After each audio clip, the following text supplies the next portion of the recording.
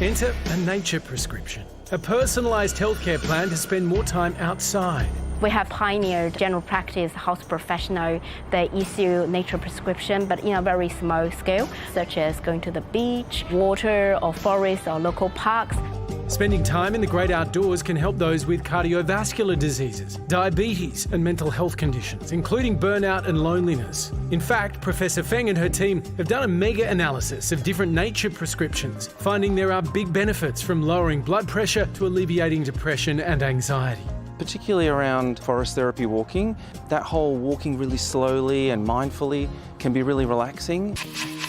Daniel D'Appio is a certified forest therapy guide, and he's seen those healing properties firsthand. Often we'll get people coming along that are the kinds of people that normally connect to nature really well, and you often see them drag along their partners with them. And I think that's where you see the greatest turnaround. After a couple of hours of walking with people, that person in the beginning that might not have seemed very enthusiastic has so much to share about how meaningful the experience has been for them.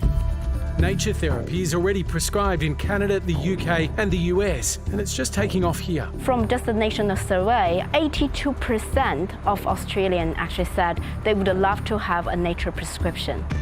And even a little bit of nature can have a big impact. Even just pictures of nature or being able to look outside a window at trees has a beneficial effect. Being nature is also could help us being more socially connected. You sometimes go with your friends, family, or with your dog, and you might meet more new people, new friends. Of course, while nature's great and stuff, there is an exception to the rule. Except you should definitely go back inside, but only to watch the project.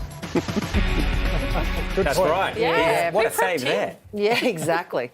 This really rings true for me. So a few years ago, I had 2 major surgeries in the space of about 12 months. And in the middle, we moved. So after the first surgery, I did the recovery walking around the inner city and sort of being surrounded by concrete. And the second surgery, I did it out where we live now, which is out in the bush, and was walking in the bush every day.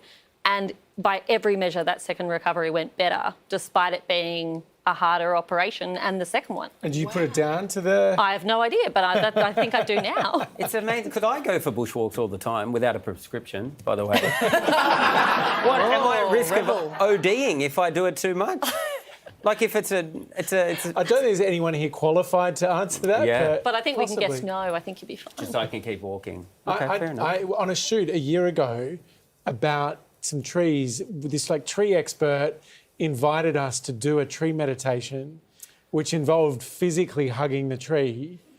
And I was quite sceptical. I mean, I love the outdoors, but I was a little bit sceptical about this. Did the tree hug you back? That was kind of what the meditation was about. You had to shut your eyes, and he talked you through this hugging experience. It sounds scratchy. Yeah. It was. I was a bit convinced. That it worked? Were you? Yeah, it was quite a peaceful experience. I mean, because you go in thinking this is nuts. Yeah.